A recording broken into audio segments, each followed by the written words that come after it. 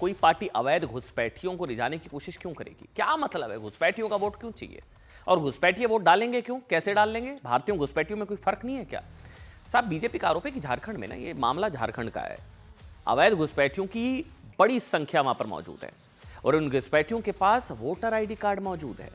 ये चुनाव में किसी भी पार्टी को फायदा पहुंचाने की स्थिति में आ चुके हैं।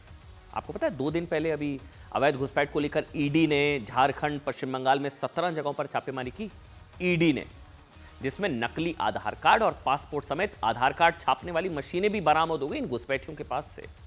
कांग्रेस पार्टी कह रही है तुम मुझे वोट दो, हम तुम्हें 450 का सिलेंडर देंगे। घुसपैठियों, आरोप है कि इन मशीनों की मदद से घुसपैठियों के लिए आधार कार्ड बनवाए जाते थे और आधार कार्ड बनने के बाद आसानी से वोटर आईडी कार्ड बनने के लिए पासपोर्ट तक बनवा लिए जाते थे।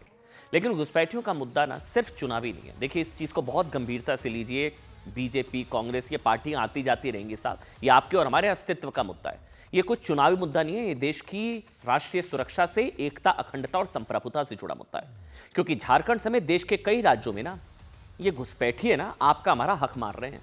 इन्हें बाहर निकालने की जरूरत है। भारतीय होने चाहिए ना साहब, भारत भारतीयों के लिए है। ये अवैध घुसपैठियों की वजह से बहुत बड़ा डेमोग्राफी चेंज हो गया है, बहुत बड़ा जनसांख्यिकी असंतुलन। हिंदू घट रहे हैं, मुसलमान बढ़ रहे हैं। कई इलाकों में घुसपैठियों की वजह से वहां के मूल निवासियों, आदिवासियों के लिए अस्तित्व का खतरा पैदा हो गया है। आदिवासियों के लिए झारखंड में तो घुसपैठ इतने खतरनाक स्तर तक पहुंच चुकी है कि मामला हाई कोर्ट से लेकर सुप्रीम कोर्ट तक में जा चुका है। कोर्ट ने माना कि झारखंड के कई जिले, उन्होंने नाम लिए कोर्ट ने, साहिबगंज, पाकुड़, गोड्डा, दुमका, जामताड़ा जैसे जिलों में आदिवासी आबादी घट रही है, घुसपैठ हो रही है, क्योंकि रोहिंग्या, बांग्लादेशी घुसपैठियों को आदिवासियों के जमीन पर बसाया जा रहा है। और कांग्रेस पार्टी कह रही है इन घुसपैठियों को तो 400-450 का सिलेंडर भी ले जाओ, वोट दे दो।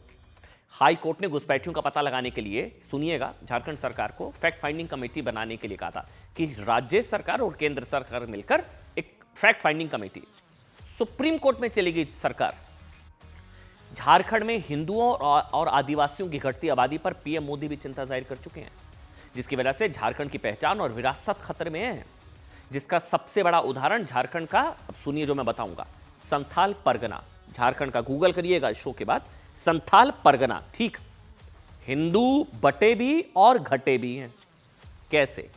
लेकिन एक बार पहले पूरे झारखंड का बताता हूं। पूरे झारखंड में आदिवासी आबादी के आंकड़े देखिए, जिस पर देश के प्रधानमंत्री चिंता जाहिर कर चुके हैं।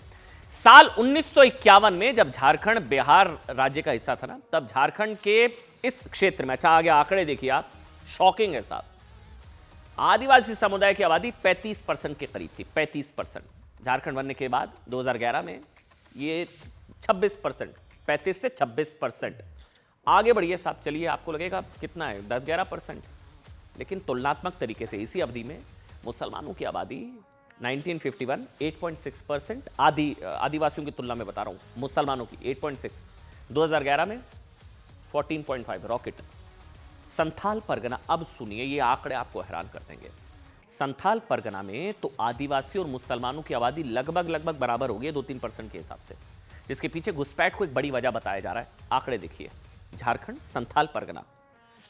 संथाल परगना में कुल 6 जिले हैं, जहां वर्ष 1951 में आदिवासी समुदाय की आबादी 44% थी, 44%, आदिवासी 44%। कितने रह गए? देखिए, पढ़िए, हैरान मत होइए, तो बहुत नॉर्मल आंकड़े हैं। और देश के और किन किन जिलों में क्या क्या हालत होगी आपको बताएंगे किसी दिन। वो अभी यहाँ 44 का 26% हिंदू, आदिवासी समुदाय की आबादी 44%, जो 26% हो गई। मुसलमानों की आबादी इन जिलों में 9% थी, 23%। 9% से 23%। आदिवासी 44 से 26, 26-23 लगभग बराबर, 26-23 लगभग बराबर। गुलाम अहमद मीर, ये गुलाम अहमद मीर कह रहा है हम घुसपैठियों को 450 रुपया में गैस का सिलेंडर देंगे। घुसपैठियों को, घुसपैठिए मतलब जो बांग्लादेश से अपने देश में आ गए हैं, ये सरकार लाता। जेएमएम कांग्रेस वाले इनके घुसाते, इनके पक्के कागज बनाते, इनका वोटर लिस्ट पर नाम लिखवाते। राहुल गांधी जी की भाषा को मीर साहब ने बोल दिया है कि घुसपैठियों को भी सब तरह की सुविधाएं देंगे।